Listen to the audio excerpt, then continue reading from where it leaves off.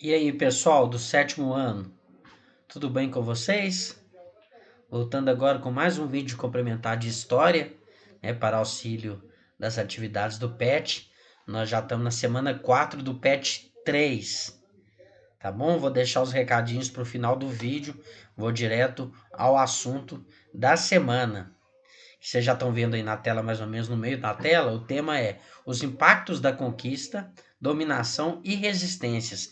Que conquista? Conquista do território do continente americano, ou dos continentes americanos, pelos espanhóis, pelos portugueses, ou seja, pelos europeus, lá a partir do final do século XV e no século XVI, né? Então a gente sabe que aqui existiam povos indígenas, né? Uns mais evoluídos, outros menos evoluídos do ponto de vista civilizacional, e esses povos foram conquistados e, de maneira geral, dizimados, né? Mortos por esses europeus.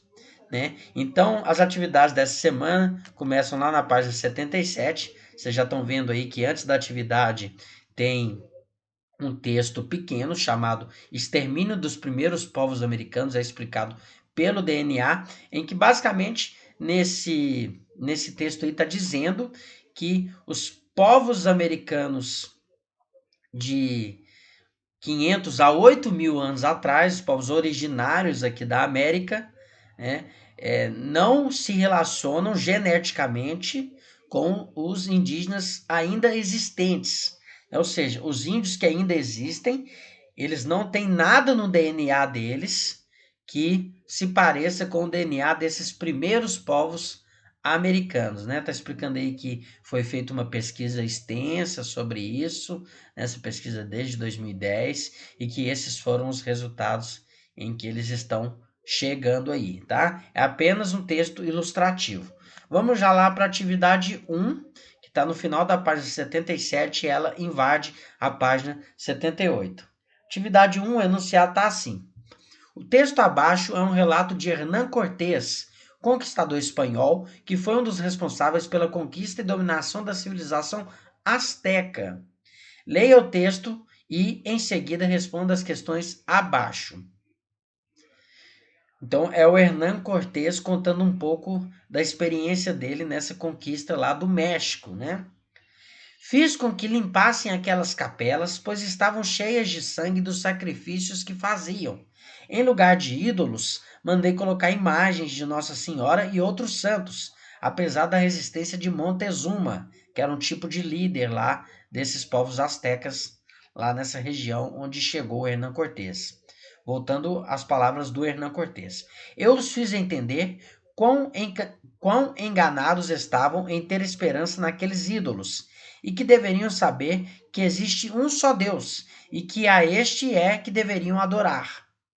As estátuas desses ídolos, já na página 78, são tão grandes quanto um homem. São feitas de sementes e legumes que comem, moídos e amassados com sangue de coração de corpos humanos, os quais arrancam do peito vivo. Cada coisa tem seu ídolo. Assim há, por exemplo, um ídolo para a guerra, outra para a colheita e assim por diante, disse o Hernán Cortés.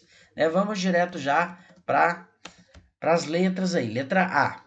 O que o relato nos diz sobre a cultura dos povos astecas? O que esse relato fala aí?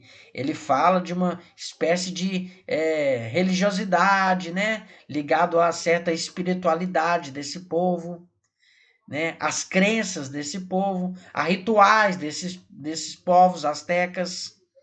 Tudo isso você pode colocar na letra A aí. Letra B. Qual foi a postura dos conquistadores frente aos costumes dos povos nativos da América? Então, o que o Hernán Cortés diz que ele faz quando ele chega lá, né?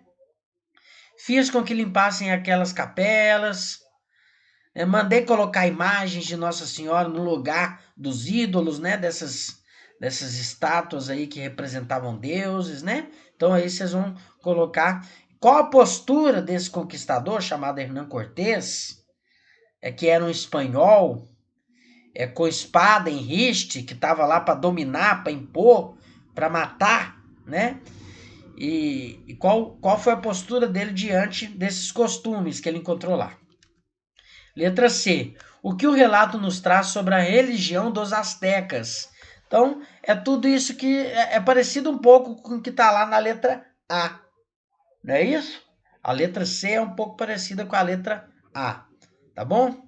Vamos já para a atividade número 2, no final da página 78, e ela invade a página 79. Tá? Lembrando que a gente está na semana 4 do PET 3. História. Atividade 2. Leia o fragmento ainda sobre os astecas, né? Esse encontro, os espanhóis e os astecas. Leia o fragmento da reportagem Traidor ou Vítima? Conheça Malinche, a mulher que tornou possível a conquista do México. Um texto de Flávia Ribeiro. E em seguida observe a ilustração da Batalha de Michoacán, entre espanhóis e astecas. Começa o texto. Em 1519, um navio espanhol aportou em Tabasco, na costa do Golfo do México. Hoje tem até uma pimenta, né, muito conhecida, chamada Tabasco. Seus ocupantes, todos estrangeiros, receberam dos nativos, ou seja, dos indígenas que estavam lá no México, diversos presentes de boas-vindas. Pães, frutas, aves, ouro e pedras semi-preciosas foram entregues aos desconhecidos navegantes, ou seja, os espanhóis. Entre os regalos estavam 20 mulheres escravas. Elas deveriam preparar-lhes a comida e, claro, prestar outros favores que tornariam sua vida ali mais agradável, inclusive favores sexuais. Entre as escravizadas, uma virou polêmica. Fluente em maia e asteca, ou seja, as línguas faladas por esses povos nativos, a moça serviu de intérprete para os estrangeiros e os ajudou na comunicação com os índios locais. Chegou a ter um filho com um dos europeus. O mestiço Martim é considerado o primeiro mexicano da história. Malinche, seu nome, continua a ser considerada uma traidora, espécie de Judas de sua nação. Seu envolvimento afinal foi com Hernán Cortés, o homem que destruiu o Império Azteca e deu início ao extermínio do povo da sua própria amante. Ou seja, ele conta uma história de uma indígena que acabou casando com Hernán Cortés, que é esse mesmo da atividade 1, né?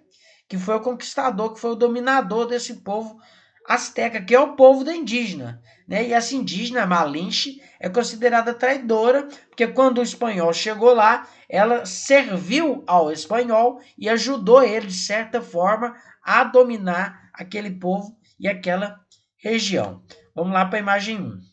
A imagem 1 que vocês estão vendo aí já no alto da página 79, né? Vocês têm que olhar bem para ela aí, que vocês vão precisar descrever ela, né?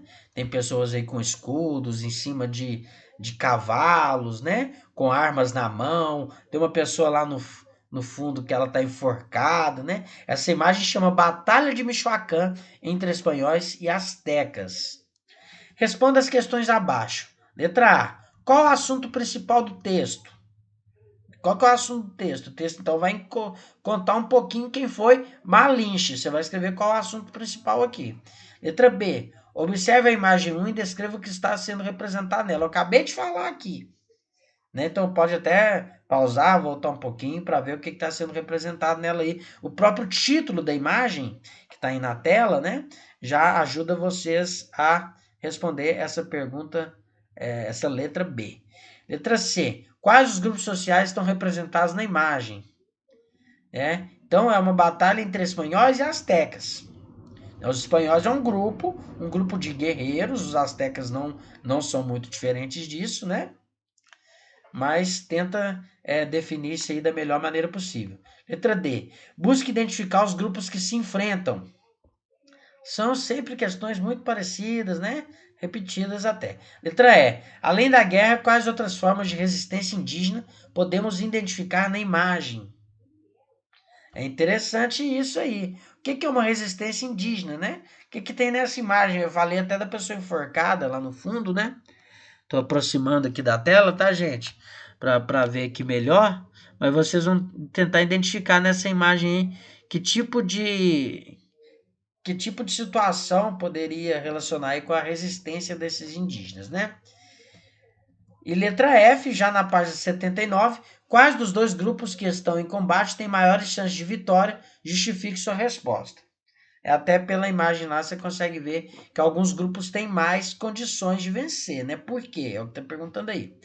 A número 3, que já está na página 80, e ela invade a página 81, que é para fechar essa semana 4, ela não é sobre os astecas, sobre os espanhóis, ela é assim sobre os espanhóis e os incas, um povo que vivia um pouco mais abaixo no território dos continentes americanos, onde hoje é o Peru, era o principal centro dessa civilização inca, né? Vamos lá. 3. Pizarro foi um dos conquistadores do Império Inca e responsável pela dizimação, ou seja, morte, né, assassinato, de milhões de indígenas que habitavam a região andina da América do Sul, ou seja, habitavam os Andes, aquela cadeia montanhosa, fria, lá perto do Chile, do Peru, né, e desses países ali, abaixo do Equador, né. Leia o trecho do artigo a respeito da vida desse conquistador e em seguida observe a gravura de Theodore de Bry, do século XVI. Então, essa imagem que a gente vai ver daqui a pouco, ela foi feita logo depois dos fatos que a gente vai tomar conhecimento aí agora sobre a vida desse Pizarro, né? Filho de um militar, Pizarro nasceu em Trujillo, na Espanha, por volta de 1475, quando jovem explorou a América Central. Depois de ouvir histórias, importante essa parte, gente. Depois de ouvir histórias sobre o extenso e rico império erguido na América do Sul, em 1523 planejou conquistar o território Inca para a Espanha. Poucas pessoas acreditaram que a empreitada seria bem-sucedida. As primeiras expedições realmente fracassaram, mas em 1531 Pizarro chegou às terras incas, hoje pertencentes ao território peruano. Em 15 de novembro de 1531, Pizarro e seus homens, reparem na rapidez com que tudo aconteceu, entraram na cidade inca de Cajamarca. Superiores em armas, facilmente derrotaram os incas. Apossaram-se do ouro e da prata e mataram o imperador. Tudo isso parece que aconteceu muito rapidamente, né? Em seguida, conquistaram todo o território que constitui o atual Peru. Aí tem a imagem 1, que é a representação do encontro entre o espanhol Pizarro, com a espada em punho, e o imperador Inca Atahualpa, no alto da liteira. Né? É uma gravura aí do século XVI. Reparem bem nessa imagem, um confronto aí, né, pessoal?